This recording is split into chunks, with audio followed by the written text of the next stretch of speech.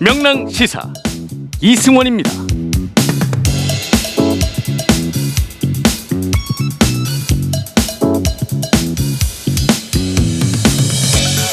성공회 대학에 성별과 관계없이 모두가 자유롭게 이용할 수 있는 성중립 화장실이 생긴다고 합니다.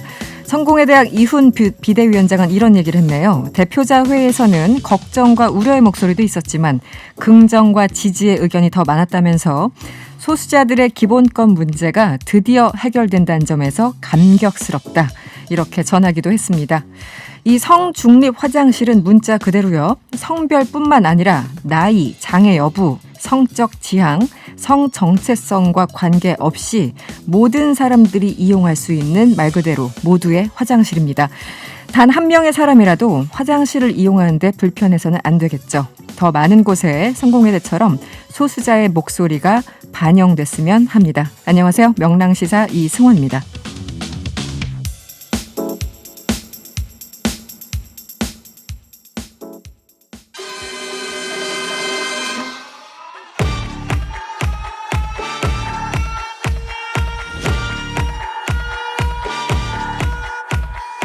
우리가 알아야 할 오늘의 절대 뉴스 콕 찍어 전해드립니다. 뉴스 원정대. 오늘의 뉴스를 더 깊고 더 자세히 살펴보는 뉴스 원정대 시작합니다. 오늘 함께할 원정대원 두 분 나오셨어요. 정상근 기자 그리고 오창석 시사평론가와 함께합니다. 어서 오세요. 안녕하세요. 네, 여러분의 의견도 항상 기다리고 있습니다. TBS 유튜브 채널에서 보이는 라디오로 함께할 수 있습니다. 보이는 라디오 지금 바로 함께해 주시고요. 무료로 이용할 수 있는 TBS 앱을 활용하시거나 짧은 문자 50원, 긴 문자 100원이 드는 샵 0951번으로 의견 많이 보내주세요. 네, 첫 번째 이슈는 아무래도 오늘 청와대 가보겠습니다. 문재인 대통령이 여야 5당 대표를 청와대로 초청해서 오찬을 겸한 간담회 한 2시간 정도 진행됐다고 하는데 오늘은 어떤 자리였습니까? 네, 일단 기본적으로 이제 한미 정상회담의 결과를 상세하게 이제 알려주는 자리였다고 볼 수가 있고요. 네. 여야 5당 대표가 있었기 때문에 물론 민주당의 송영길 대표야 큰 이제 반발이나 비판을 하진 않았겠지만 네. 나머지 정당에서는 세부적인 내용이라든지 궁금증이라든지 또는 정상회담과는 무관한 내용이다 하더라도 평소에 대통령에게 하고 싶었던 이야기들을 네네. 아마 털어놓는 자리로서 사용되는 것 같습니다. 네. 주로 어떤 얘기들 각각의 의제들이 있잖아요. 각 정당의 색깔을 대변하는 여러 가지 의제들이 있는데 오늘 주로 어떤 목소리들이 나왔습니까? 네, 일단 문재인 대통령은 한미 정상회담 성과를 전달하고 네. 여기에 대한 이제 후속 조치가 따라오니까 이 국회에 좀 초당적 협력을 당부하는 좀 그런 발언을 했고요. 네. 그리고 각 당 대표들은 각자의 입장에서 이번 정상회담을 평가하고 그리고 이제 여러 가지 이제 부동산 문제라든지 네. 이런저런 이제 문제들에 대해서 이제 문제를 또 제기를 하기도 했었습니다. 그래서 네. 이 김기현 국민의힘 원내대표 같은 경우에는 북한 인권 문제도 거론을 했고 또 탈원전 정책에 대해서도 얘기를 했고요. 네. 또 부동산 문제라든지 부동산 세금, 가상화폐까지 네. 전반적으로 망라해서 얘기를 많이 했습니다. 네. 김기현 국민의힘 원내대표가 지금 대표 권한대행이기 네. 때문에 이 자리에 간 건데 백신 관련해서 김기현 권한대행 그리고 안철수 대표 어떤 얘기를 좀 했습니까? 네, 김기현 권한대행 같은 경우는 우리 기업이 백신을 생산하게 된 건 의미가 있지만 백신 가뭄을 해결할 수 있는 실질적 물량 확보가 아니란 점에서 어려움이 있고 백신 스와프 같은 확보 방안이 되지 않은 건 유감스럽다라고 얘기했습니다. 안철수 대표 같은 경우는 기술 확보에 아쉬움이 있다라고 얘기를 하면서 mRNA 백신 생산에서도 당장 기술 이전이 아니라 병입 수준의 생산 합의에 그친 점은 아쉬운 부분이다라고 얘기를 했거든요. 네. 이거는 좀 반대로 설명을 해보면 화이자나 모더나 같은 사기업이 자신들이 자체적으로 생산했었던 특별한 이 기술을 한미 정상회담이 열렸다고 해서 다른 기업에게 줍니다라고 얘기하는 게 더 이상하지 않을까요? 그들 입장에서 핵심 기술이고 특허인데 그렇죠. 함부로 줄 수가 없죠. 네. 그 기술을 사실은 화이자나 모더나가 네. 또 다른 기업에게 준 적이 있느냐 그런 선례가 있느냐 그것도 없어요. 근데 한미 정상을 했다고 해서 우리나라 기업이 그걸 못 받아왔다. 이걸 비판할 수 있는 것이 과연 합리적인 질문인 것인가 라는 생각이 들고 지금 사백신, 생백신, mRNA 백신 사실은 코로나19 이전까지는 사백신과 생백신 위주로 이제 이용이 됐었죠. 네, 네. 근데 mRNA 같은 경우는 메신저 리보액산이라고 해서 새로운 기술이란 말이죠. 네. 그렇기 때문에 이 새로운 기술을 바로바로 이전을 해주는 것도 사실은 말이 안 돼요. 기업 입장에서는. 그걸 미국 정부가 사기업에게 주라고 말하는 것도 말이 안 되는 거예요. 그렇기 때문에 이 부분에 있어서는 기술 이전이 바로 안 되었다고 해서 비판받을 부분은 아니다라는 생각이 들고 다만 네. 삼성바이오로직스가 이제 위탁 생산 전문 업체 세계 1위입니다. 그렇기 때문에 뭐 병이 완전히 새로운 기술을 이전받지 못했지만 작은 부분이라도 위탁해서 생산할 수 있었다는 것. 그 부분도 저는 또 하나의 도약이라고 볼 수가 있다고 봅니다. 원래 바이든 대통령이 얼마 전에 이 백신 관련해서 지식재산권을 좀 풀겠다라고 이제 선언적으로 얘기를 했는데 네네. 이건 민간 기업이잖아요. 그 대통령이 야 풀어 이런다고 우리가 풀 일이 아닌데 그래서 지금 백악관에서도 그 관련 모더나나 화이자나 등등 뭐 만나고 있다고 하는데 이거는 뭐 바이든 대통령이 아무리 얘기를 해도 될 수 없는 혹은 되더라도 굉장히 어려운 과정이 있는데 거기에 대해서는 좀 간과한 것이 아닌가 그런 아쉬움이 남는 그런 멘트였습니다. 오늘 오찬 자리에서 이제 김기현 원내대표가 또 이런 얘기를 했어요. 언제 마스크를 완전히 벗을 수 있냐. 좀 계획을 알려달라라고 했는데 오늘 마침 정부에서 네. 마스크 프리 계획을 일단 발표했는데 어떤 내용이었습니까? 네, 그러니까 코로나19 백신 접종을 맞는 분들이 늘어나고 있으니까 그 네. 단계별로 이 방역 조치라든지 활동 제한을 좀 서서히 완화한다라는 방침이고요. 이에 따르면 이제 다음 달부터 이 백신을 1차로 접종한 뒤에 2주가 지나면 그러니까 항체가 어느 정도 좀 1차를 맞은 뒤에 형성이 되면 네. 그 8명 이상의 직계가족 모임을 할 수가 있게 됩니다. 네. 현재 이제 직계가족은 8명까지만 모일 수 있는데 만약에 접종자가 4명이다 그럼 12명까지 모일 수가 있게 되는 거고요.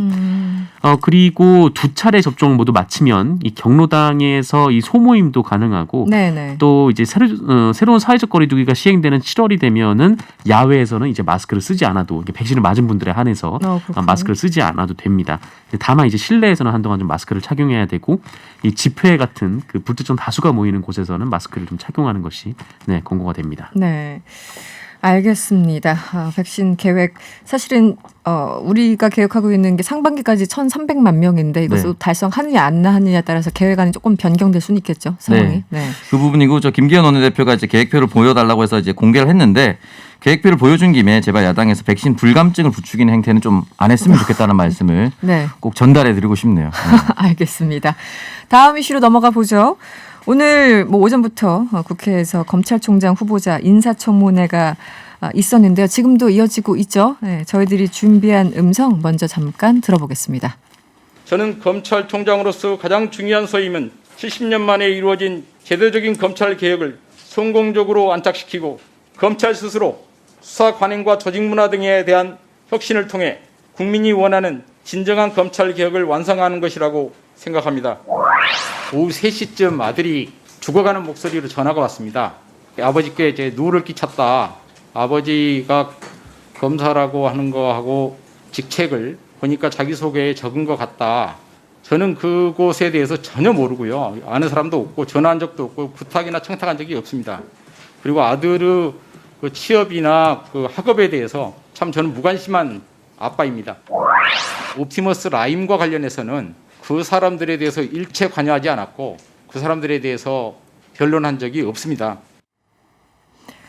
네, 시작부터 여야 공방이 치열했는데 뭐 늘 그렇듯이 이제 증인 채택 문제, 자료 제출 문제 이것으로 실랑이가 있었고 그 본격적인 질의가 시작된 다음에는 방금 들으신 것처럼 이제 라임 옵티머스 관련해서 공방이 이어졌는데요. 어떤 의혹인지 좀 설명을 해주시죠. 네, 김호수 후보자가 이 법무부 차관을 그만둔 이후에 한 이제 로펌 회사로 갔습니다. 네. 로펌 회사로 가서 뭐 일을 했었는데 그때 이제 이 회사에서 그 라임과 옵티머스 관련 사건을 수임을 한 거예요. 근데 라임 사건 그리고 옵티머스 사건 그 당사자는 아니고. 네. 이 라임 펀드에서 이 펀드를 이제 판매를 했던 그 업체 그리고 뭐 옵티머스 펀드 역시 이제 판매를 했던 업체 이제 그 업체들의 이제 변호 대행을 맡았던 그런 상황이었습니다. 그래서 이 언론이 이 얘기를 보도하면서 뭐 국민의힘 쪽에서는 이 법무부 차관으로 재직하면서 이 사건에 대해 보고를 받지 않았었냐, 이 보고를 받았을 것이고. 그리고 이 사건이 지금 서울중앙지검에 수사를 하고 있는데 네. 이제 서울중앙지검장과 한때 같이 일을 하지 않았느냐. 그러니까 한마디로 이제 전관을 그렇죠. 위해서 이제 네네. 이 사건을 수임한 거 아니냐라는 의혹이었던 거죠. 근데 이에 대해서는 이제 김호수 후보자는 뭐 옵티머스나 라임 당사자를 변호한 것도 아니었고 뭐 그 정상적인 과정을 거쳐서 이 로펌에서 수임을 한 사건에 본인이 이제 이름을 올렸다라고 얘기를 한 상황입니다. 네. 그 김호수 후보자는 어떤 입장인가요, 기본적으로? 네, 네. 여기에 대해서는. 일단 고문 변호사로 활동하면서 22건의 이제 사건 이름을 올렸는데 네. 적어도 라임 옵티머스 관계자들을 변호했냐 이 부분에 대해서는 일체 관여하지 않았다.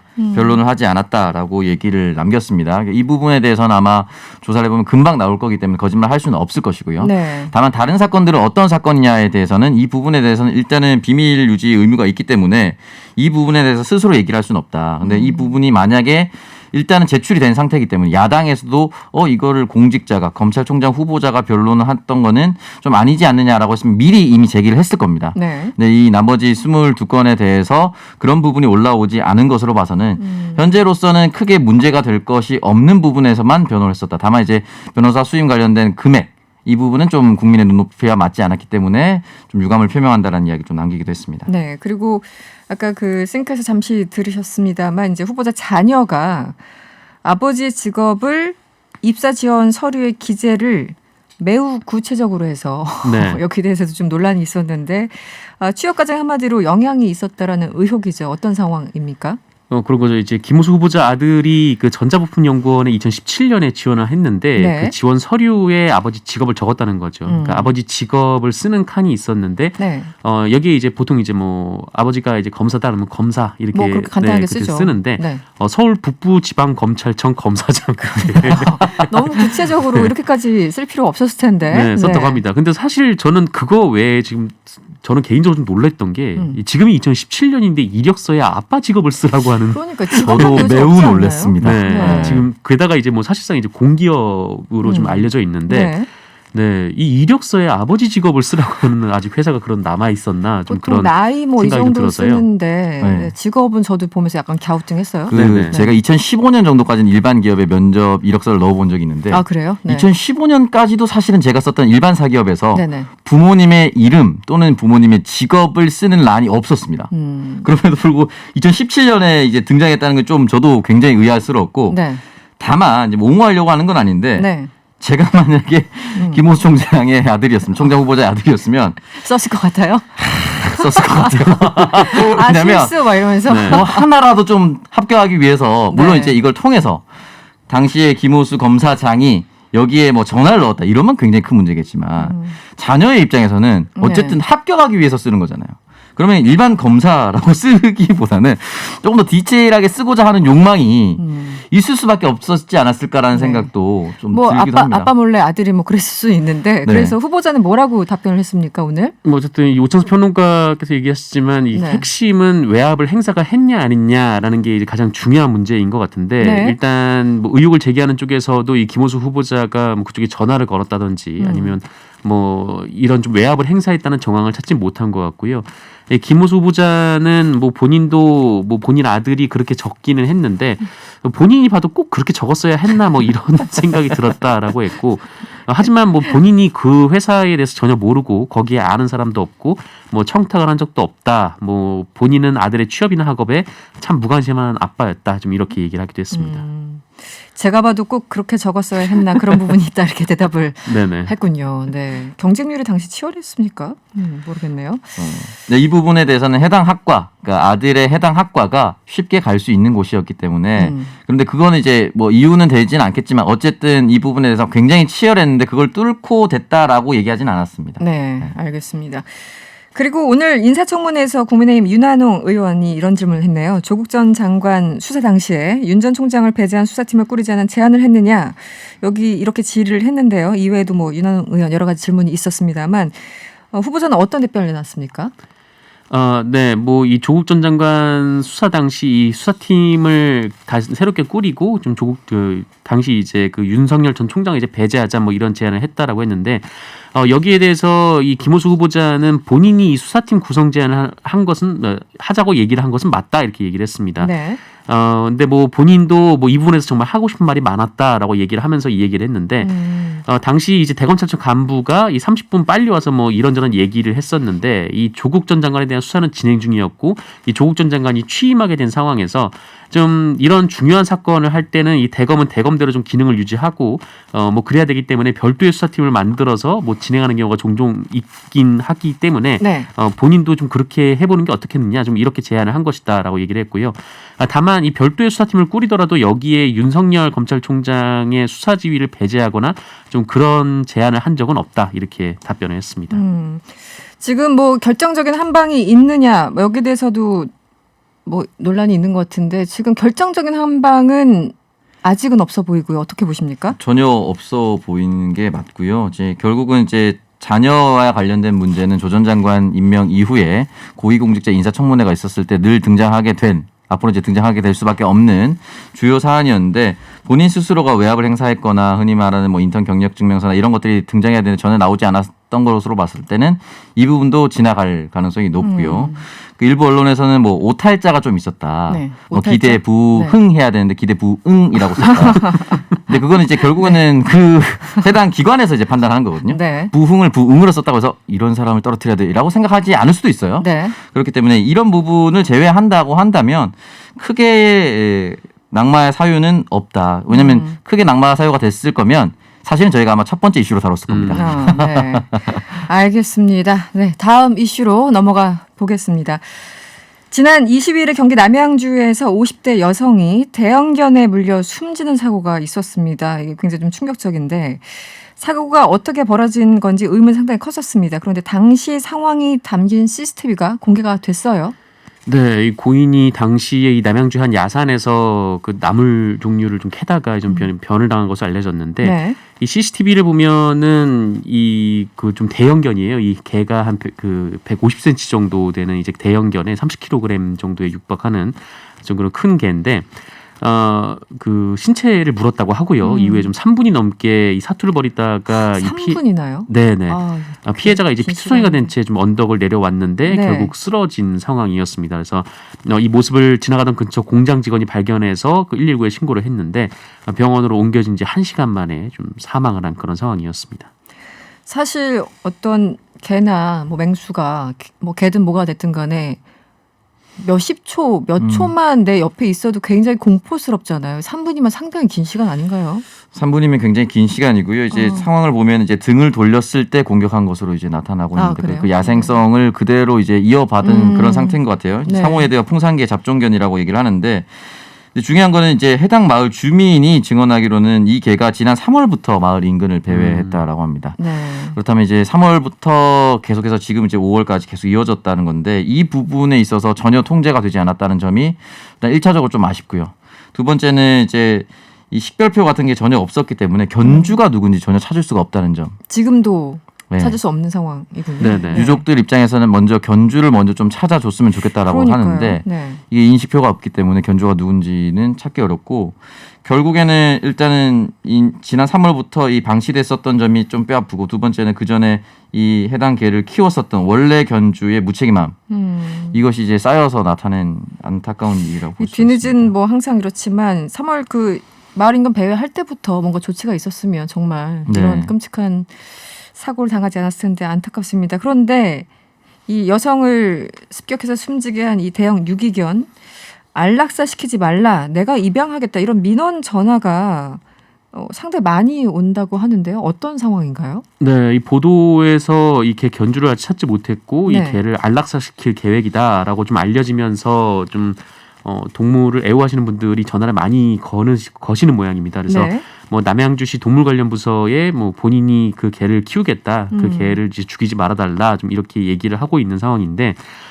다만 그 개를 지금 상태에서는 그 입양을 시킬 상황은 아니고요. 일단 이 시와 경찰이 견주를 좀 찾고 있는 상황이기 때문에 네. 네, 일단 견주를 찾은 다음에 그 어떤 조치가 결론이 나올 것 같습니다.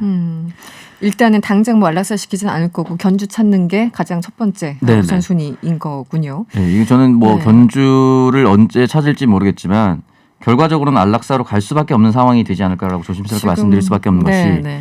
만약에 유기견 센터를 통해서 누군가 입양을 한다면 유족들의 마음은 어떻게 될 것 같아요? 유족들의 마음은 우리 가족이 어쨌든 이 개 때문에 사망했는데 그러니까요. 네. 누군가는 다시 케어하고 밥 주고 씻기고 먹이고 이 개를 위해 살아간다라고 했을 때 유족이 이걸 받아들일 수 있을까? 저는 좀 쉽지 않을 것 같아요. 그 부분에 그렇죠. 있어서 충분히 유기견 센터의 입장에 개가 무슨 잘못 있어, 견주가 잘못 있어라고 얘기할 수는 있지만 유족들의 입장은 그렇지 않을 거거든요. 그렇기 때문에 그 부분은 또 그 부분대로 아마 쉽지는 않을 것 같다. 네, 라는 생각이 좀 듭니다. 지금 반려동물 등록제가 있음에도 불구하고 이게 제대로 좀 시행이 안 된다는 지적이 있는데 어떻습니까? 네, 뭐 이 반려동물 등록제를 사용하면은 아무래도 이 반려동물에 대한 책임성이 좀 강화가 되겠죠. 그래서 그렇겠죠. 뭐 시행이 되긴 하는데 이게 지금 뭐 이게 좀 그 뭐라고 할까요? 좀 그 반려동물 등록제가 뭐 제대로 이제 좀 시행이 되지 않고 있고 그 개 몸에 이제 뭐 칩을 심는 뭐 그런 네. 일들도 있지 않습니까? 네. 그래서 좀 이런 부분에서 이 반려동물 등록제가 좀 더 강화돼야 된다라는 목소리도 좀 한편에서 나오고 있는 상황입니다. 알겠습니다.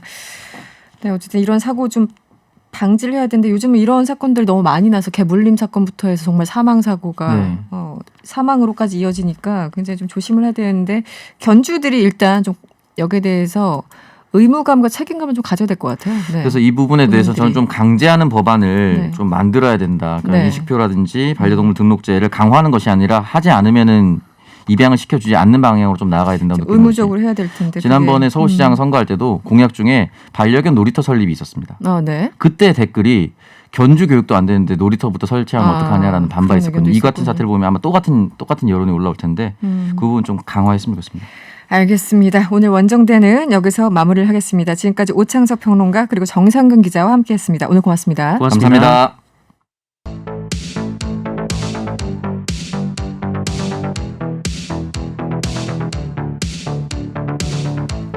지난달 22일 제4차 국가철도망 구축계획안 연구 용역 결과가 발표됐습니다. 광역급행철도 GTX-D 노선이 경기도 김포에서 시작해서 부천까지 연결되는 것으로 잠정 결론이 났는데요. 여기에 대해서 주민들의 반발이 이어지고 있습니다. 오늘 명랑 인터뷰에서는 국회 국토위원회 소속이자 김포시 이 지역구인 더불어민주당 박상혁 의원과 자세한 이야기 나눠보도록 하겠습니다. 의원님 어서 오세요. 예, 안녕하세요. 네. 김포울 지역구의 박상혁 의원입니다. 요즘 굉장히 바빠지신 것 같아요. 아무래도 지역구 사안이 굉장히 좀 예민하게 걸려 있는 부분이어서 먼저 GTX-D 노선안 이 김포에서 시작해서 부천 종합운동장까지 이어지게 하겠다. 이 연구 용역 결과가 일단 발표됐어요. 이게 6월쯤에 확정이 되는 건가요? 예, 4월 22일 날 공청의 결과가 나오신 것이고요. 네. 그다음에 법상으로는 관련 시도지사와 협의를 한 후 철도산업정책심의에서 의결을 해서 지금 국토부의 목표는 6월 안에 확정 고시한다라는 것이 그 예정된 사안입니다. 일단 계획은요. 그 서부권 지역 주민들 특히 이제 김포에 계신 분들 이쪽 분들은 강남 집결을 기대하고 있었고 전망하고 있었는데 왜 이렇게 된 것이냐 굉장히 반발하고 있어요. 먼저 강남까지 연결돼야 되는 이유를 좀 간략하게 설명해 주시면 어떻습니까? 정확하게 말씀드리면 강남 직결이 아니고요. 네. 저희들은 수도권의 서부 지역인 김포 검단에서부터 네. 저 수도권의 동부 지역인 하남까지를 연결하고 하남까지. 그래서 서울 남부를 관통하게 되는 노선입니다. 그래서 저희들은 김하선이라고 부르는 네네. 김하선이 되어야 된다고 말씀드리는 것도 네. 그런 이유이고요. 아시는 것처럼 지금 서울 남부 지역도 굉장히 포화 상태입니다. 그 2호선과 9호선이 진행되는 그 굉장히 많은 그 비즈니스가 밀집되어 있는 곳이지 네네네. 않습니까? 그래서 오랫동안 서울에서도 이 2호선과 9호선을 대체할 수 있는 남부광역급행철도의 필요성을 제기해 왔던 것도 사실이고요. 그리고 마찬가지로 지금 김포 인구가 48만입니다. 네. 이제 곧 50만이 되면 전국에서 18번째로 50만을 넘는 도시에 그렇군요. 들어가게 됩니다. 네. 그리고 같이 2기 신도시인 검단 같은 경우도 현재 인천 검단이 포함된 인천 서구가 55만이고요. 네. 김포와 연접한 그 지역만으로 한정해도 한 25만이 되는 거고 올해부터 18만의 새로운 검단 신도시 인구가 입주 예정입니다. 네. 그렇기 때문에 2기 신도시인 김포와 검단의 규모만 해도 벌써 현재 기준으로 볼 때도 한 70만이 넘는 거고 네. 또 이 저희들이 원했던 이번 GTX-D 라인에 보면은 인천 계양과 부천 대장의 3기 신도시가 예정되어 있습니다. 네네. 그렇게 따지면 인구 규모가 한 만이 훨씬 넘는 그런 대단히 인구 밀집 신도시가 만들어지는 상황에서 지난 22년간 광역교통 계획이 여러 차례가 있었는데 그중에 이 김포와 인천 김포 축에는 전혀 어떤 광역교통망이 선정되거나 배정된 적이 없습니다. 없었다. 지금 인구를 이제 말씀해 주신 이유가 김포가 지금 한 49만 정도고 예, 곧 48만입니다. 48만 정도고 이제 곧 50만을 이제 돌파할 것이다라고 예측을 해 주셨고 이 얘기를 하신 이유가 아마 이 GTX B 노선이 지나가는 구리 같은 경우는 한 19만 명, 그리고 C 노선 같은 경우 이제 양주 같은 경우 23만 명에 비해서 김포가 월등하게 이제 인구가 많다. 이런 얘기를 좀 해 주고 싶으신 것 같은데 하나하나 좀 여쭤볼게요. 그 2019년에 개통한 열차 김포 골드라인이라고 부르지 않습니까? 이용하신 분들이 상당히 많은데요. 말 그대로 지옥철로 악명이 높습니다. 지금 상황은 어떻습니까? 저희가 네. 그 혼잡률이라고 네네. 표현을 하는데요. 혼잡률이 285%입니다. 네. 정확하게 그 의미는 172명이 최대 탈 수 있는데 387명 정도가 타는 것이고요. 네, 특히 출퇴근 시간에. 예, 네네. 그 최대 그 혼잡한 시간에 네. 조금 더 자세하게 말씀드리면 혼잡률이 250%면 1제곱미터당 네. 7.5명이 들어가는 정도입니다. 거의 불가능한 거 아닌가요? 예, 그래서 사실상. 네. 뭐 거의 그 국토교통부가 발표한 지침에 따르면 250% 정도면 손을 거의 쓸 수 없고 몸을 전혀 가눌 수 없는 상태다라는 게 250%의 상태거든요. 네. 그런데 현재 김포 골드라인은 아침 출근 시간대 285%다. 그러면 상상이 충분히 가능하시라고 생각하고요. 지금 서울에서도 가장 혼잡률이 높았던 9호선이라든지 이런 경우에도 이런 정도의 혼잡률은 나타나지 않습니다. 그렇군요. 지금 김포 골드라인 설명해 주셨는데 지금 수치상으로는 도저히 사람이 서 있기가 불가능해 보이는 그런 상황인데 그 일반적으로 그렇게 생각하면 배차 간격을 좀 늘리거나 지금 차량이 뭐 2량짜리라고 하는데 이걸 좀 늘리면 되지 않을까라고 생각을 하시거든요. 어떻게 보십니까? 예, 김포 골드라인은 네. 김포 신도시로 이주했던 주민들이 한 1,200만 원 정도의 교통분담금 1조 2천억과 김포시 재정 한 2, 3천억을 포함해서 1조 5천억으로 건설된 경전철인데요. 네. 제가 이 말씀을 드리는 이유는 전혀 국비나 도비에서 지원된 바가 없이 순수하게 김포 시민들의 혈세로 만들어졌다라는 겁니다. 네. 그만큼 시민들이 갖고 있는 자기들이 만든 돈으로 2량의 경전철을 만들었는데 이게 플랫폼이 2량밖에 안 됩니다. 2량 규모밖에 안 되기 때문에 늘릴 수가 없는 거예요. 늘릴 수가 없습니다. 그래서 차량을 증차해서 조금 배차 간격을 좀 줄일 수는 있겠지만 그 한계가 명확하다. 그래서 이 지금 골드라인만으로는 지금의 김포의 교통 문제 그리고 장기적인 교통 상황을 해결할 수 없다라는 것이고요. 뭐 좀 전에 제가 얘기 드렸던 검단 같은 경우는 네. 어떠한 교통시설도 마련되어 있지 않고 이제 인천 지하철 1, 2호선이 뭐 그쪽으로 연결되는 그런 좀 계획이 이제 추진되고 있습니다.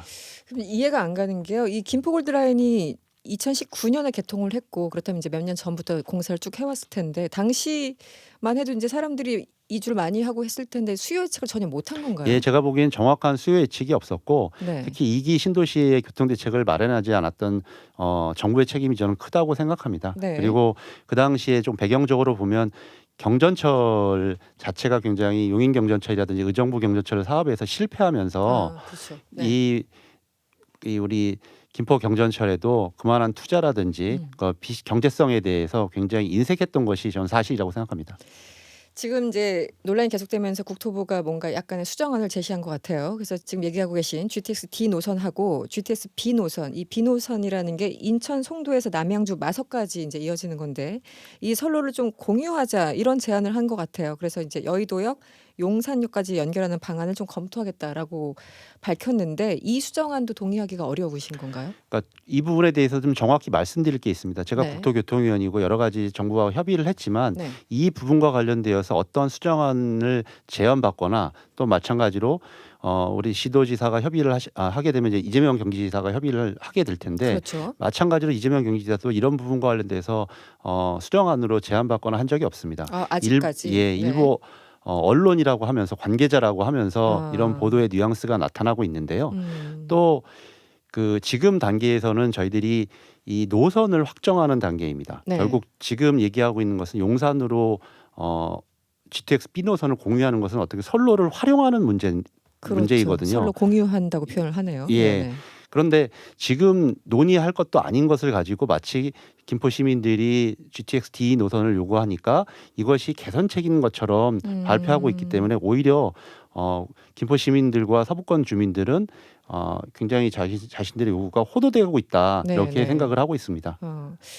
그런가 하면 다른 대안 중 하나로 이것도 역시 뭐 언론을 통해서 그냥 흘러나오는 얘기일 것 같은데 일산 킨텍스까지 가서 이제 환승 시에 이 강남 삼성역으로 이어지는 A 노선을 이용하는 그런 방안도 이제 보도가 되고 있는데 이 방안은 어떻습니까? 그 방안은 뭐냐면 인천 지하철 2호선이 네. 김포를 관통해서 네.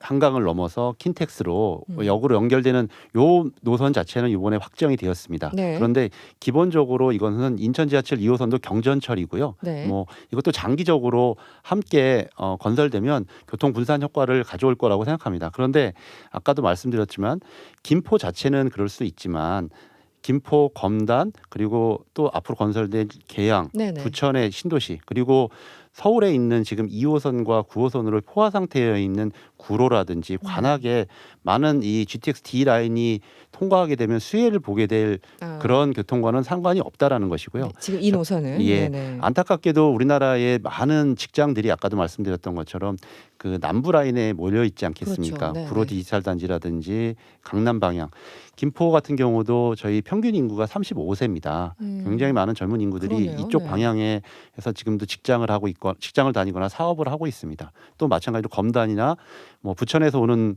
많은 주민들도 여기서 많은 일들을 하고 있거든요. 그래서 그런 부분들까지 고려한다면 저희들이 GTX D가 반드시 필요하다라고 생각을 하는 거죠. 지금 그 박상혁 의원께서 계속 이제 말씀하시고 언급하시는 게 2호선, 9호선 이미 또 포화 상태고 앞으로도 수요가 더 늘어날 것이다. 왜냐하면 비즈니스가 몰려 있기 때문에. 그런데 국토부에서는 지자체가 요구한 대로 그러니까 GTX D 노선을 설계하게 되면 지하철 2호선, 7호선, 9호선과 노선이 중복된다. 그리고 수도권과 지방 간의 투자 균형이 맞지 않는다. 이렇게 주장을 하고 있거든요. 저희도 전국적인 균형 발전을 원하는 것은 사실이고요. 그렇다고 수도권 내부의 균형 발전을 외면해서는 안 된다고 생각합니다. 네. 그리고 GTX라는 것이 자체가 서울 밖에서는 한 10km 정도 간격 그리고 서울 안에서는 그보다는 한 6, 7km 정도의 간격을 두고 건설되도록 하는 것이 원래 목표입니다. 네. 그래서 일부 중복은 피할 수 없지만 그 수요가 저는 정말 다르다고 생각해요. 빨리 이동해야 되는 사람들이 갖고 있는 수요이기 때문에 네네. 그 논리라면 GTX A, B, C 노선도 마찬가지로 중복을 피할 수 없는 거죠.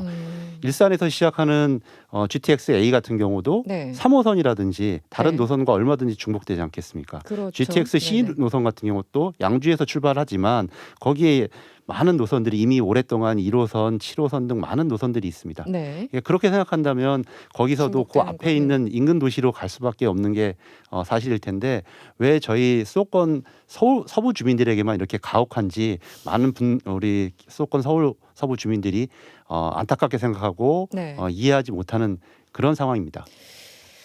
이번 논란에 대해서 국토위의 한 관계자는 국토부가 아니라 국토위입니다.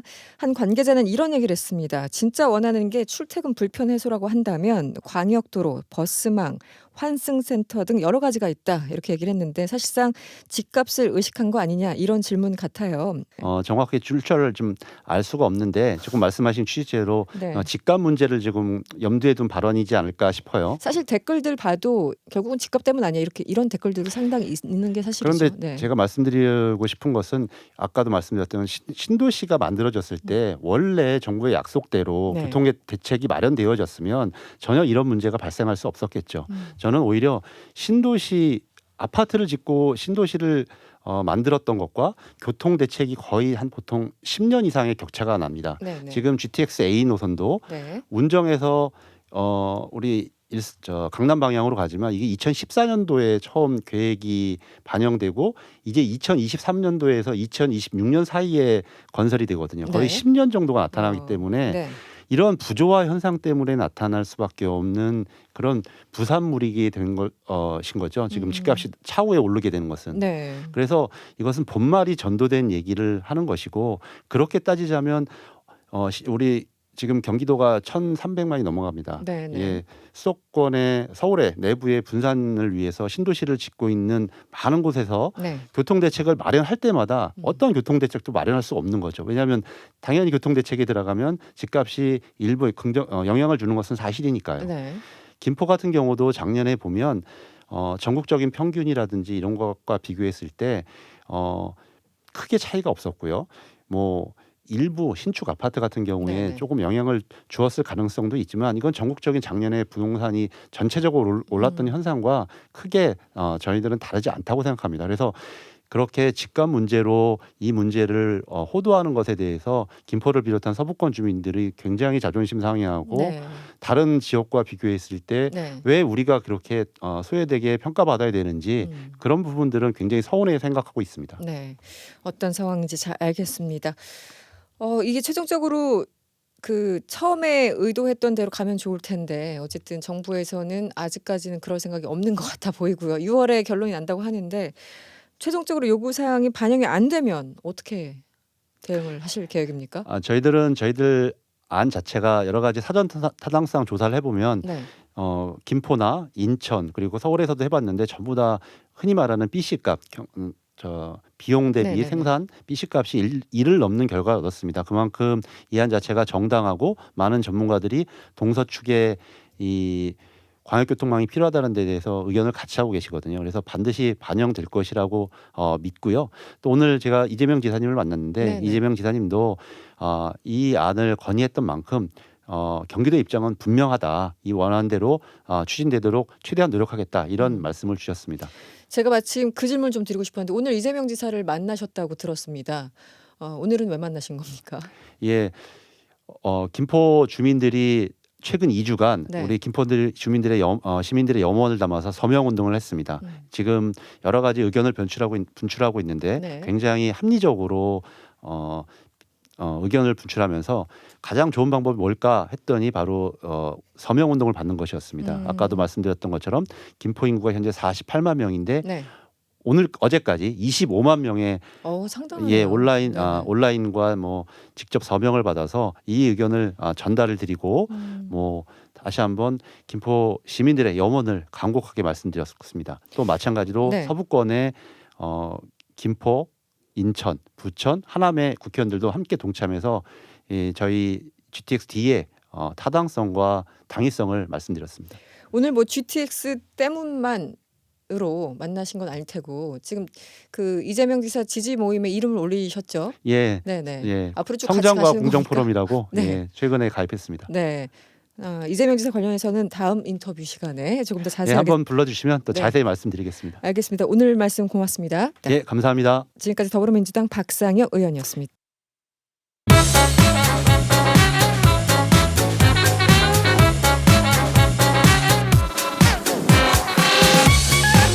궁금한 뉴스 대신 검색해드리는 인간지능 AI 방송인 최영진 씨와 함께합니다. 어서 오세요. 예, 안녕하세요. 검색형진입니다. 네, 오늘은 어떤 주제인가요? 요즘 군 관련 주제를 많이 전해드리는 것 같은데 그러네요. 네. 오늘의 주제 오늘의 주제. 빈 초소의 살림 차린 장교입니다. 제목만 보면은 뭔가 이렇게 예. 조금 자세히 알고 싶은 네. 빈초소의 뭐 살림까지는 아니겠지만 어쨌든 예. 어떤 내용인가요? 전남 상무대 육군 보병학교에서 초급 장교 교육을 받는 신임 그 남녀 소위가 교육 훈련을 함께하면서 친밀한 관계로 발전을 했는데요. 미사용 초소를 만남의 장소로 사용됐다가 발각이 됐습니다. 이 같은 사실은 현장을 발견한 부대 부사관이 촬영한 사진을 단체 그 채팅방에 옮기면서 외부에 전해졌습니다. 사용하지 않는 초소에서 예. 한마디로 데이트를 했다 뭐 이런 그렇죠. 거네요. 네. 예. 그런데 이제 군인 연애하는 건 당연한 거고 예. 연애는 모두의 권리인데 이 밖에서 데이트를 하지 왜 부대 안에서 이 빈 초소에 가서 구설에 올랐냐 좀 예. 궁금해하시는 분이 계실 것 같아요. 자, 네네. 이 둘은 지난 3월 임관 후에 네. 오는 6월까지 교육을 받는 상황이었는데 휴일 낮을 이용해서 사적인 만남을 가졌던 것으로 파악이 됐습니다. 네. 현재 지금 군대는 코로나19 때문에 외출과 외박이 통제된 상황이에요. 이분들도 다 통제가 그럼요. 됐군요. 네. 얼마나 데이트를 하고 싶었겠습니까? 그러니까요. 네. 그래서 빈 초소에서 만남을 이어져 온 것으로 알려졌는데 사진을 보면요. 네. 그 초소 안에 군용 모포 좀 이불 같은 게 깔려 있고 네. 배낭, 간식, 식수 등 생활용품도 갖추고 있었습니다. 네. 간식, 식수 어디까지가 생활용품인가 잘 모르겠는데 어쨌든 예. 초소를 사적인 용도로 쓴 거는 문제가 있어 보이는데 처벌을 받나요? 자, 일단은 좀 두 가지로 나뉘어 봐야 될 것 같아요. 네. 군에서 이번 사건에 대한 감찰을 진행 중인데, 자, 과연 군 부대에서 둘이 만나는 것이 괜찮은가? 네. 자, 군은 해당 교육생 2명에 대해서 군인의 지위인 복무에 관한 기본법 등 관련 법규 위반 여부를 면밀히 검토한 후 그 결과에 따라 조치할 것이라고 전했는데요. 현행 군인의 지위 및 복무에 관한 기본법 등에는 장교들의 사적 교제를 금지하는 조항은 없습니다. 따라서 이들을 군기문란 행위로 처벌할 수는 없다는 의견이 지배적이고요. 네. 특히 코로나19 사태로 외출 외박이 통제되지 않았습니까? 그렇죠. 주말나 자유시간을 이용해 만난 것은 큰 문제가 아니다. 이런 의견이 나오고 있는데요. 네. 자, 두 번째 사안인데 그러면 빈 초소를 사적으로 사용하는 건 어떻게 되느냐. 이것에 대한 경고 정도는 나올 수 있지만 네. 군인의 외출 외박이 통제된 상황에서 사적으로 만난 것에 대한 징계는 좀 과도하다. 이런 입장입니다. 네. 자, 오히려 적발 당시 현장 사진이 무분별하게 유포된 것에 대한 책임을 엄정하게 물어야 된다. 이런 비판이 거센 상황입니다. 그러니까요. 주말 낮 자유시간이니까 말 그대로 자유시간 데이트를 하던 낮잠을 자던 그냥 알아서 쓰는 시간이니까 그렇죠. 데이트를 하는 게 전혀 문제가 없는데 이제 문제는 빈초소였다는 게 약간 예. 좀 걸리는 부분이고. 빈 초소를 마치 그 사적 용도로 사용을 한 거기 때문에. 근데 저도 말씀 들어보니까 저 개인적인 의견입니다만 예. 이 촬영한 사진을 단톡방에 올린 게 더 문제 아닌가요? 지금 뭐 이건 좀 누리꾼들도 심각한데. 그렇고요. 네. 그걸 잘못은 유포한 잘못이라고 하더라도 예. 단체 채팅방에 이걸 왜 올립니까 그렇습니다. 사진을? 그 분에 대한 지금 비난이 거센 상황입니다. 아 그래요 실제? 예, 네. 예. 누리꾼들 반응을 좀 들어보죠. 저는 사실 이 뉴스 처음 접했을 때 네. 군대 내에서 빈 초소를 사용해서 이렇게 데이트한다고 조금 그랬는데 네, 제목만 보면 좀 그렇죠. 그렇죠. 네. 누리꾼들 반응 굉장히 재밌습니다. 네. 휴일의 하늘이고 교육훈련에 영향을 미치지 않았으면 봐주자. 군인은 연애하면 안 되냐? 그러니까. 예, 네. 단톡방에 사진 올린 사람 잘못됐다. 네. 예쁜 사랑해라. 예쁜 사랑해라. 네, 진짜, 이런 표현도 있었어요. 예, 결혼시켜서 평생 같이 살게 해줄 테다. 네. 예, 그 밑에 대댓글로 압류 나만 당할 수 없다. 둘이 결혼시키자 이런 반응이 있었고. 네, 이분들은 분명히 유부남 유부녀들 중에 저도 둘 중에 하나. 뭐 할 말은 네. 많지만 하지 않겠습니다. 네, 알겠습니다. 또 밑에 댓글도 굉장히 재미있는데 젊은 세대의 결혼과 출산 기피 풍토를 좀 고려하면 두 소위가 휴일이나 자유시간에 교제했다면 국력 증진을 위해서 오히려 장려하자 뭐 이런 비난보다 응원이 좀 많았습니다. 그러네요. 그냥 보기에 뭐 특별히 문제 안 될 것 같은데 저는 예. 오히려 사진에 걸립니다. 그래서 이 처벌을 해야 될지 참 이 감찰에 들어갔다고 하는데 어떻게 예. 될까요? 네. 제가 한 예비역 장교의 발언이 좀 괜찮아서 네. 가져와 봤는데 네네. 코로나로 인해 혈기왕성한 20대 초반 장교들이 외출 외박도 못 나가는 상황도 좀 고려해야 한다면서 징계의 형평성을 우려하는 목소리가 군내에 있다고 밝혔습니다. 네. 자, 형평성 어떤 이야기냐면 네. 최근 군에서 장성이 포함된 간부들이 노마스크 축구를 하기도 했고요. 10명 안팎이 참석한 음주 회식 등도 있다고 합니다. 자, 그런데 이들 그러니까 한마디로 별들이 포함된 자리 징계하지 않았다고 해요. 아, 징계 안 했습니까? 예, 예. 이거야말로 정말 징계감 아닌가요? 그렇습니다. 네. 자, 두 남녀 소위를 과도하게 징계할 경우 장군들은 봐주면서 힘없는 우리만 징계하느냐 이런 반감이 심해지고 군내 사기와 단결이 저해될 수 있다고 말했습니다. 네. 그러네요. 뭔가 조금 잘못된 것 같아요. 예. 4591번님. 분노의 문자를 보내주셨어요. 이건 부사관이 명백히 사생활 침해를 한 겁니다. 그 두 그러니까요, 사람에게 사진을. 잘못이 없다는 게 아니라 이런 사진을 찍어서 단톡방에 올리는 게 범죄 아닌가요? 그렇습니다. 이렇게 얘기를 했고 예. 0653번님도 개인의 신체까지 포함된 사진을 촬영해서 무단 유포한 부사관은 응당한 징계 예. 처벌받아야 됩니다. 네, 이런 의견을 주셨습니다. 네, 오늘도 잘 들었습니다. 지금까지 인간지능 최형진 씨와 함께했습니다. 오늘 고맙습니다. 예, 감사합니다. 네. 오늘 명랑시사 1, 2부는 여기까지고요. 잠시 후 3부에서 뵙겠습니다. 잠시 후 3부에 뵙겠습니다.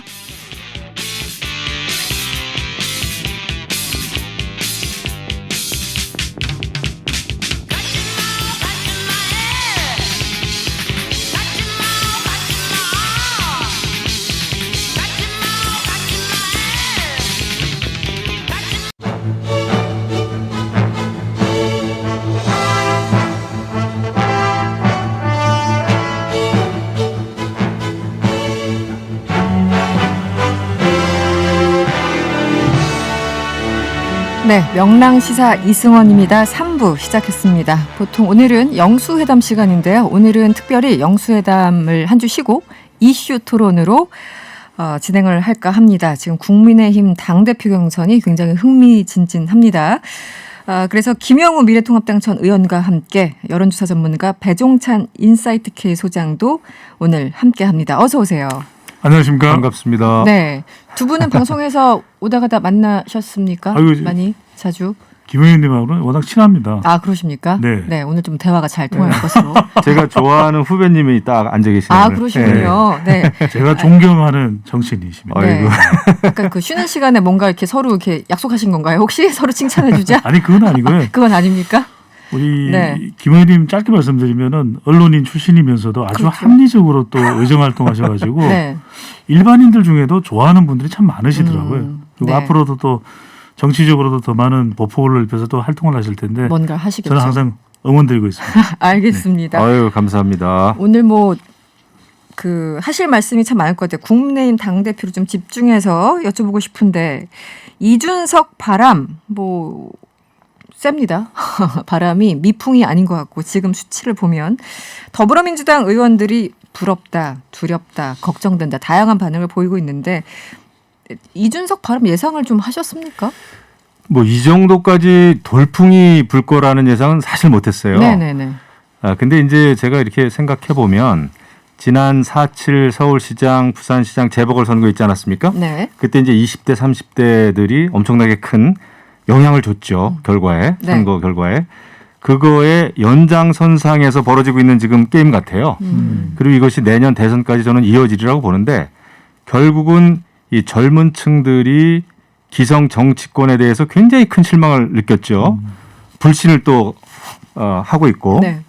그거에 대한 작용이다 이런 생각을 하고 이것은 이제 지금 국민의힘에서 당 지도부 선거를 하고 있습니다마는 젊은 세대가 기성 정치권 전체 그러니까 민주당이든 국민의힘이든 네네. 모든 정치권에 던지는 메시지다 이렇게 생각합니다.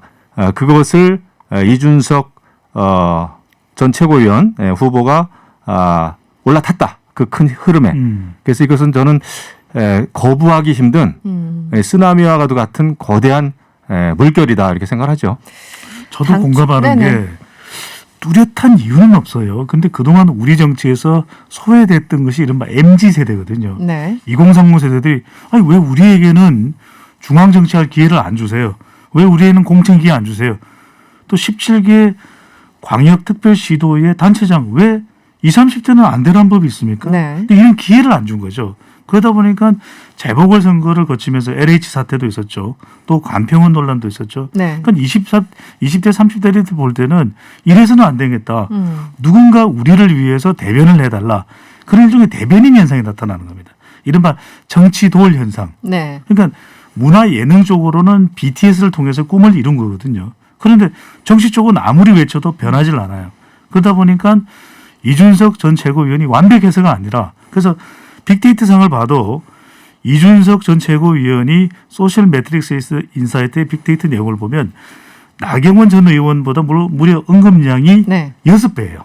언급량이요? 네네. 네. 그리고 윤석열 전 총장하고는 거의 대등한 다른 빅데이터 분석 도구에서는 오히려 윤석열 전 총장보다도 더 많이 지금 언급되고 거론되고 있다는 거거든요. 그러니까 이건 그동안 너무 엉어리져 왔던 네. 20대, 30대의 마음이 또 심지어는 국민의힘 보수정당 내에서도 신진 세력이 그동안 꼭 눌러 있었잖아요. 근데 이들이 반발하는 겁니다.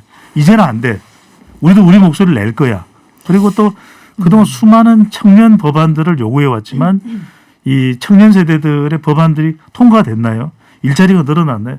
그 혁신 요구를 누군가의 입을 통해서는 좀 반영시키고 싶다라고 하는 이 MZ세대의 의지가 집단적으로 저는 지금 나타나고 있는 것이다. 이렇게 분석을 해봅니다. 근데 좀 구체적으로 들어가면 이제 정치라는 게 꼭 논리나 어떤 실체 때문이 아니라 여러 가지 이미지나 정서적으로 그렇고 여러 가지 이제 면이 다 영향을 미치는 건데 지금 이준석 전 최고 같은 경우는 그 떠오르는 게 나이 외에 다른 게 어떤 게 있는 걸까요? 지지하시는 분들 입장에서. 그렇죠. 이게 뚜렷하지가 않아요. 그런데 그러니까 예를 들어 어떤 국회의원을 한 번이라도 했으면은 예를 들어 뭐 어떤 법안을 냈다. 그러니까요. 뭐 이런 것들이 특정하게 잡히는 게 있는데 나이를 제외하고 다른 팩터가 어떤 게 있는지가 네. 네. 그게 이제 아주 구체적으로 나타나지 않는다라는 것도 흥미롭습니다. 왜냐하면 네. 우리가 그 이전에는 좀 신세대 정치인을 이야기할 때 이미 제도권으로 들어와 있으면서도 네. 또 초선, 재선 정도 한 사람들에 대해서 우리가 주목하게 되는 경우들이 많았거든요. 네네. 근데 이준석 전 최고위원 같은 경우에는 10년 이상을 또 정치를 사실상 해왔는데 우리가 그렇게 주목할 일은 잘 없었어요. 그런데 또 그렇다고 해서 원내로 진입을 한 것도 아닙니다. 네. 그런데 가만히 보면 뭐 페미니즘 문제가 됐든 논란이 됐건 어쨌건 간에 또는 재난지원금과 관련한 문제가 됐건 간에 또는 당권과 관련됐던 이 정치 현안과 관련 계속해서 목소리를 내왔어요. 이걸 보고서 적어도 이준석 전 최고위원이라면 우리가 지금 생각하는 가상화폐 문제가 됐든 아니면 일자리 문제가 됐든 이런 이야기들을 좀 대변해 줄 수 있지 않을까. 그런 이제 기대감이 작동을 하는 것이죠. 의원님 어떻게 저는 보세요? 그렇게 네. 봐요. 이준석 그 후보를 우리가 기존의 정치 문법으로 보면은 해석이 안 된다 생각합니다. 기존의 사실 보수당, 국민의힘 같은 경우에는 특히 당 지도부 선거라고 하면은 선수가 중요했죠. 그렇죠? 예, 보통 뭐 3선, 4선 그렇죠. 최소한 이상 네네. 그렇게 선수 중요하고 그다음에 이제 조직 관리 잘하는 사람 또 성격적으로도 굉장히 좀 통합을 할 수 있는 네네. 뭐 이런 사람을 이제 쉽게 떠올리는데 그것은 저는 기존의 정치 문법이다 생각하고요. 이제 네. 세상이 저는 이제 바뀌었다고 봐요. 그러니까 이준석 후보는 10여 년 동안에 국회의원은 한 번도 안 했지만 계속해서 많은 이슈에 있어서 이제 그 미디어 방송에 나와서 이제 토론도 참 많이 했고요. 네네. 페미니즘 문제도 그렇고 그다음에 20대 2030에 대해서도 그렇고 굉장히 그 자기 목소리를 내왔어요. 그리고 지난해에 그 4.3 총선이죠. 총선 때에 그 부정선거 시비가 있을 때도 그거 아니다. 제대로 된 증거도 없고 네. 이렇다 해가지고 자기 목소리를 오히려 굉장히 강하게 냈습니다. 사실 당내에서는 그런 얘기를 쉽게 하기가 좀 쉽지가 않죠.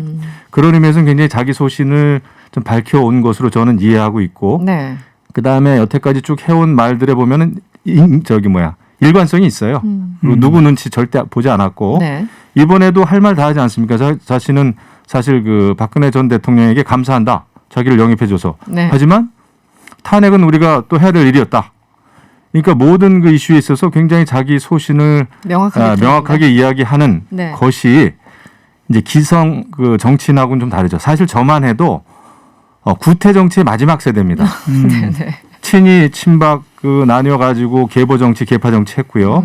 그다음에 제가 초선 때만 해도 물론 뭐 당에서 열심히 이제 일은 했습니다만은 그 전에 뭐 공천 받아가지고 젊은 나이에 정말 그 편안하게 네. 여당 국회의원이 됐단 말이죠.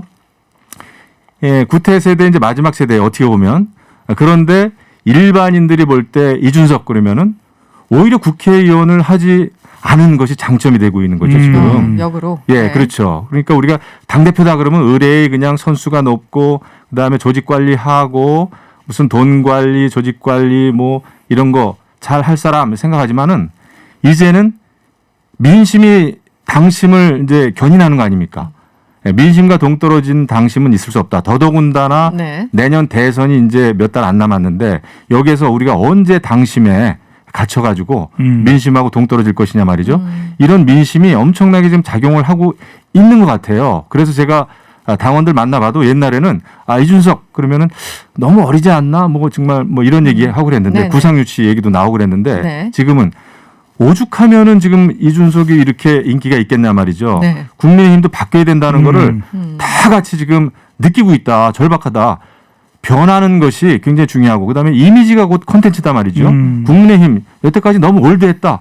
꼰대당이었다. 네. 이거 한번 바꿔가지고 내년 대선에서 한번 이기는 거 굉장히 중요한 거 아니냐. 정권 교체를 위해서 못할 게 뭐 있냐. 이런 지금 심리가 좀 작용하는 것 같아요. 알겠습니다. 그 김혜진 네. 말씀대로 네. 기성 정치인과 아주 닮아 있다면 아마도 이준석 전 최고위원에 대한 관심은 떨어졌을 거예요. 그런데 뭔가 자충우돌 그렇다고 해서 완벽한 건 아닙니다.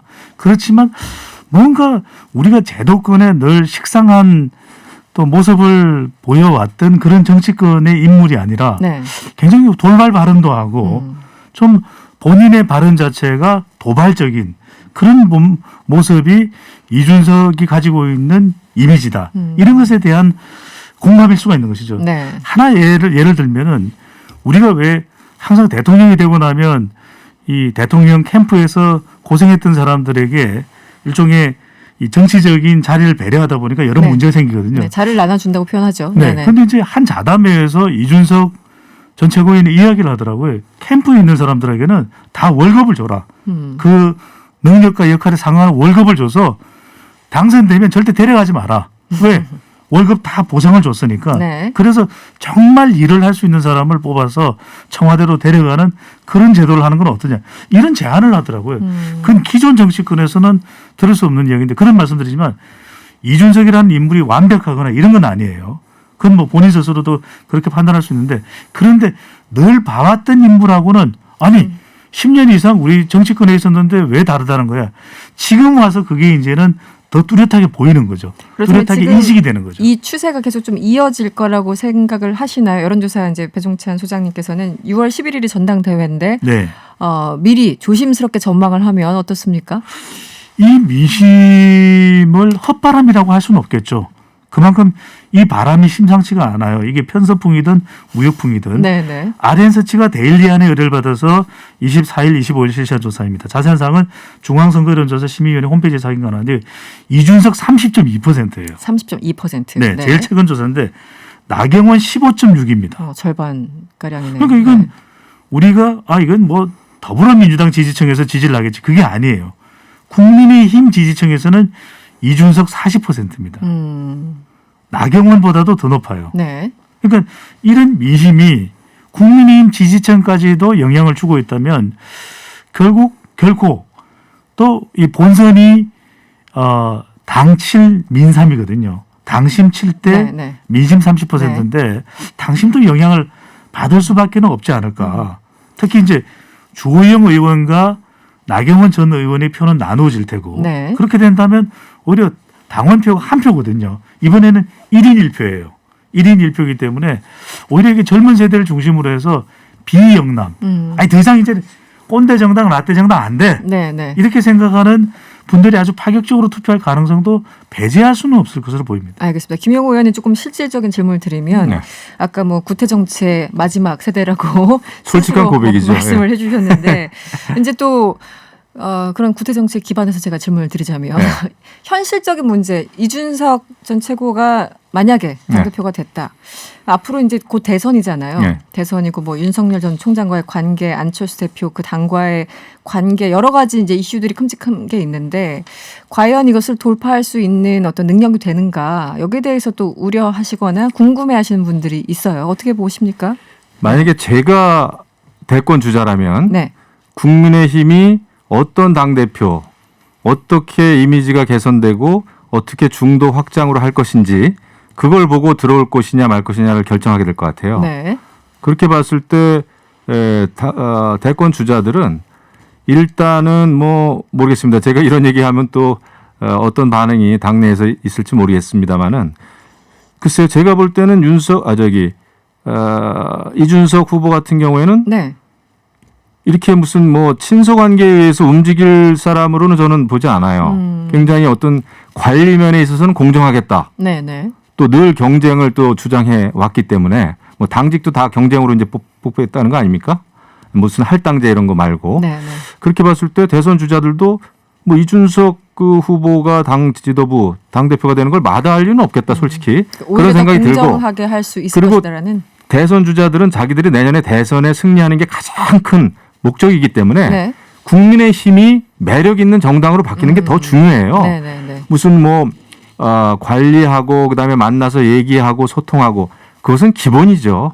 기본이고 이준석 전 최고가 경험이 없는 정말 청소년이 아닙니다. 네. 10년 이상 최고위원을 벌써 몇 년을 했고 그다음에 여러 가지 이슈에 있어서 그 소통을 많이 했는데 오히려 그런 경우가 대선 후보들이 더 매력을 느끼지 않겠나? 뭐 이런 생각을 저는 조심스럽지만 좀 해봅니다. 지금 나경원 전 원내대표가 이런 얘기를 했어요. 네. 이 특정 계파 당대표가 뽑히면 윤석열 안철수가 과연 우리 당에 오겠느냐 이런 말을 했는데 이제 그 얘기는 그 뒤에 이제 유승민 전 의원의 그림자가 보인다 뭐 이런 거겠죠. 네, 이런 역학관계는 어떻게 보십니까? 유승민 전 의원의 그림자만 보였다면 이 정도 돌풍이 안 되겠죠. 그러니까 유 전 대표의 그림자를 넘어서서 네. 이준석 전 최고위원에 집중을 하고 있는 거예요. 아까도 네. 말씀드렸지만 결국 이제 MZ세대가 일종의 대변인 현상으로 이준석 전 최고위원이 그래도 우리를 좀 대변해 줄 수 있지 않을까 그런 기대감을 이전에는 더불어민주당과 정의당에 더 가졌을 수 있어요. 그러니까 더불어민주당이 또 국민의 지지를 더 많이 받았기 때문에 지난해 총선에서 네. 그렇다면 좀 젊은 초선 재선 의원들 혁신적인 의원들을 통해서 청년 세대 입장을 대변해 주지 않을까 그런 기대감이 꺾이고 나서 지금 이준석 전 최고위원 쪽으로 모아진 것이거든요. 그런데 대선 후보들은 오히려 이렇게 생각할 수가 있겠죠. 오히려 이건 개파 문제가 아니고 또 입당을 하더라도 윤석열 전 총장이 봤을 때는 그래? 이준석 전 최고위원이 당대표가 되면 MZ세대의 표를 좀 몰아줄 수 있겠네 나에게. 그다음에 중도층도 좀 더 올 수 있겠네. 네. 내가 검찰총장 출신이기 때문에 정책이 약한데 아이디어꾼이잖아요. 그러니까 뭔가 좀 파격적인 비전과 공약도 만들어내겠네. 이렇게 생각하면 오히려 그러니까 정치인 듯 정치 아닌 듯 정치 아닌 듯 정치인 듯 할 수 있는 이준석 전 최고위원이 이 당대표가 된다면 나한테 더 유리할 수 있겠네. 이렇게 판단할 수 있는 것이고 네. 안철수 대표의 경우에도 이게 사이가 안 좋다 이런 이야기를 많이 하거든요. 이준석 전 최고위원과 또 지역구도 같잖아요. 근데 이 문제는 어떻게 해결될지는 모르겠습니다만 오히려 차기 대선 후보만 놓고 보면 지금 원희룡 지사도 그렇고 그리고 유승민 전 대표와 이제 또 특수관계이기도 하고 또 이렇게 오히려 지지하는 발언이 최근에 나오고 있거든요. 그렇다면 적어도 이게 당 대표가 누가 되느냐에 대해서 이준석 전 최고위원이라고 해서 차기 대선 후보들이 그렇게 거부감을 가지고 있을 것으로는 보이지 않습니다. 제가 볼 네네. 때는 지금 국민의힘 당내 분위기 보면은 분위기가 아니라 전체적인 걸 이렇게 분석해 보면은 과거 스타일의 그런 계보 계파 정치 없습니다. 보스도 없고요. 무슨 뭐 그 보스가 있어가지고 유승민 지금 전 의원이 됐든 아니면 다른 분이 됐든 어느 하나 누구에게 공천을 확실하게 보장하거나 공천을 줄 수 있는 네. 정도의 힘도 없고 그게 가능하지가 않아요 이미. 그렇기 때문에 무슨 뭐 이준석 그 후보가 유승민 계보다라고 말하는 것도 굉장히 웃깁니다.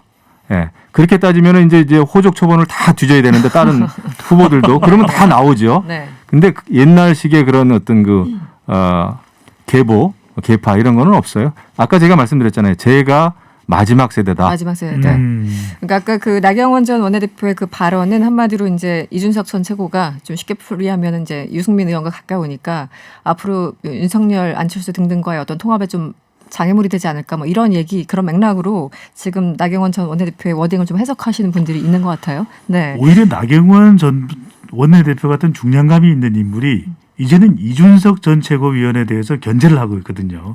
그렇죠. 지금 상황에선 그렇죠. 그렇다면 그건 네. 두렵다라는 의미죠. 불과 뭐 알겠습니다. 한 일주일 전, 2주 전만 하더라도 내 상대는 주호영 의원이야 이렇게 생각했을 텐데 당초에는 사실상 나경원 대 주호영 이런 구도가 애초에는 있었잖아요. 그렇죠. 그 당초에는. 전에는 네. 주호영이냐 주호영이 아니냐였잖아요. 네. 그다음에 이제 나경원 뭐 등판 얘기 나오고 전 원내대표가 네네. 이제 출사를 이제 나타내면서 나경원이냐 주호영이냐 그랬는데 이준석 전 최고위원이 이제는 출마 선언을 당대표 출마 선언을 하면서 이제는 이준석이냐 이준석일까 설마 이준석 네. 이렇게 돼가는 거죠. 알겠습니다. 그 여론조사 방식에 대해서 조금 문제 제기를 하시는 분들이 있는데 어떤 게 문제인가요? 지금 네 국민의힘 유경준, 하태경 의원 등등이 뭐 문제 삼고 있는데 2030과 40을 묶는 게 이제 문제라는 건가요? 어떻습니까? 글쎄요, 저는 이건 이제 뭐냐면 당원과 관련된 부분인데 네.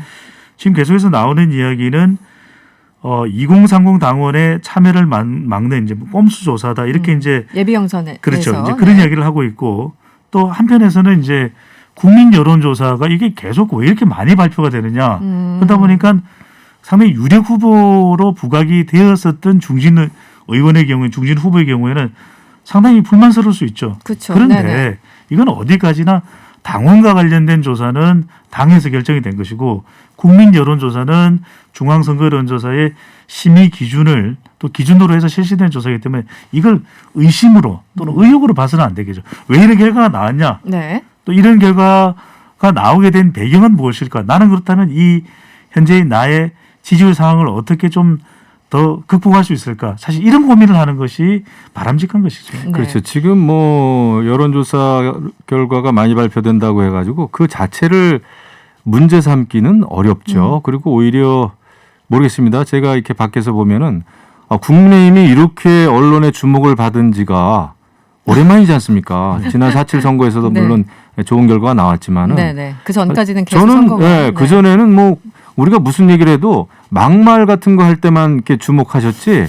이게 좋은 일로 주목을 받아본 적이 별로 없어요. 네네. 그 뭐, 얼마만인가. 네. 예, 그 이준석 이렇게 전체구가 또 출마를 해줘가지고 저는 이번에 우리 국민의힘 당 지도부 선거는 굉장히 흥행에 성공했고 지난번에 있었던 민주당의 그 당 대표 선거하고 얼마나 지금 차별화됩니까? 네네. 그때는 정말 주목받지 못했잖아요. 네네. 그것 때문에 지금 민주당은 이준석 후보가 당 대표가 되는 것을 굉장히 두려워하겠죠. 그렇게 되면 내년 대선까지 네. 국민의힘 페이스로 이제 가는 거죠. 네. 알겠습니다. 오늘은 여기서 마무리를 좀. 문자 찬반 의견이 참 많은데요. 히트리스님은 어쩌면 더불어민주당에 기대했던 일이 국민의힘에서 일어나고 있는 모양새입니다. 저는 지켜보고 있습니다. 그렇습니다. 이런 의견 주셨고 반대로는 3351번님 정치에서 젊다는 건 정책이 젊다는 것이지 사람만 젊다고 젊어지는 것은 아니라고 생각합니다. 이렇게 다양한 의견 주셨습니다. 감사드리고요. 오늘 이슈 토론이었고요. 지금까지 김영호 전 미래통합당 의원, 배종찬 인사이트K 소장과 함께했습니다. 오늘 고맙습니다. 감사합니다. 고맙습니다.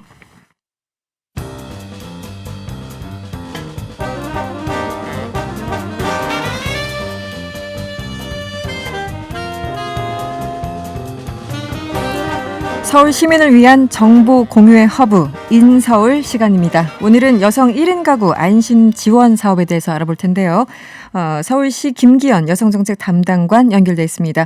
안녕하세요.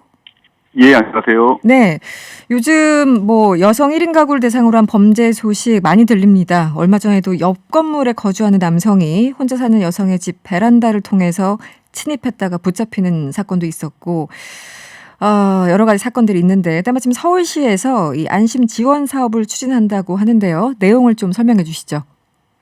예, 이번에 서울시가 추진하는 여성 1인 가구 안심 지원 사업은요. 홀로 거주하고 계시는 여성들에 대한 범죄 예방을 위해서 여성 1인 가구와 여성 1인 점포에 서울시에서 안전장치를 설치를 지원해 드리는 사업입니다. 네. 서울시에서 이미 작년에 11개 자치구에서 사업을 진행한 바 있는데요. 올해 상반기에는 18개 자치구로 확대를 하고 네. 또 추경 편성을 통해서 하반기에는 전체 25개 자치구 전체로 확대할 계획입니다. 구체적으로 여성 1인 가구에 대해서는요. 네. 이중 잠금이 가능한 현관문 이중 잠금 장치나 경보음이나 비상 메시지 전송 등을 통해서 비상 상황을 알리는 휴대용 긴급벨, 또 창문이 일정 정도 이상 열리지 않도록 하는 창문 잠금 장치, 네. 또 수상한 움직임을 감지해서 스마트폰으로 통보하는 스마트 안전 센서를 지원합니다. 네. 또 여성 1인 점포에는요, 신고 시에 비상벨을 누르면은 CCTV 관제센터 연결을 통해서 긴급 출동을 지원하는 비상벨도 설치해 드립니다. 네. 서울시가 이미 지난해부터 11개 자치구에 지원을 시작했다고 말씀을 주셨는데 효과가 좀 있었습니까? 예, 그렇습니다. 네네. 작년 10월에 양천구에서 거주하시는 시민께서 누군가 현관문을 좀 열고 집에 침입하려 한 흔적을 발견해서요. 바로 경찰서에 신고를 했는데 네. 경찰서에서는 이제 이분께 서울시의 이 안심 지원 사업을 소개해 주셨습니다. 그래서 바로 집에 CCTV랑 이중 잠금 장치를 설치해 드렸는데요. 네네. 보름이 지나지 않아서 다시 이제 주거 침입 흔적이 발견되었고 네. 이 부분이 스마트폰으로 바로 CCTV에 피해자의 모습이 포착돼서 네. 경찰에서 신속하게 피해자를 검거할 수 있었습니다. 그랬군요. 정말 확실하게 성과가 있었네요. 이번 케이스 같은 경우는. 지금 많은 분들이 모르셨던 분들도 계실 테고 또 신청하고 싶으신 분들도 계실 텐데 어떤 분들이 지원할 수 있습니까? 예, 현재도 많은 분들이 지금 문의를 주고 계신데요. 여성 1인 가구나 또는 모자 가구 중에서 네. 어떤 전월세 임차 보증금의 기준 금액 이하인 분들은 단독 세대 중이면 신청이 가능하십니다. 그 보증금 기준 금액은 좀 자치구별로 좀 상이한데요. 네. 자세한 내용은 구청 홈페이지를 통해서 확인하실 수 있습니다. 또 경찰서와도 협력해서 기존의 주거침입 범죄의 피해를 당하신 분들도 네네. 안전장치를 우선적으로 지원하고 있습니다. 네. 신청 방법을 좀 알려주시죠. 예, 신청은 현재 상반기는 18개 각 구청 홈페이지에서 신청서를 내려받아서요. 네네. 작성한 다음에 서류와 함께 담당자한테 이메일로 신청하시면 됩니다. 한 올해 한 1,500곳 정도를 지원할 계획인데요. 네네. 현장도 나가보고 또 선정 심의를 통해서 최종 선정될 계획입니다. 구비 서류를 일단 제출을 해야 되는 거 이메일로 신청을 하면 되는 거군요. 네. 예, 그렇습니다. 알겠습니다. 오늘 말씀은 여기까지 듣겠습니다. 고맙습니다. 예, 감사합니다. 네, 지금까지 서울시 김기현 여성정책 담당관이었습니다. 네. 오늘 준비한 내용은 여기까지입니다. 명랑시사는 내일 저녁 6시 10분에 찾아뵙겠습니다. 편안한 저녁 되시고요. 지금까지 이승원이었습니다.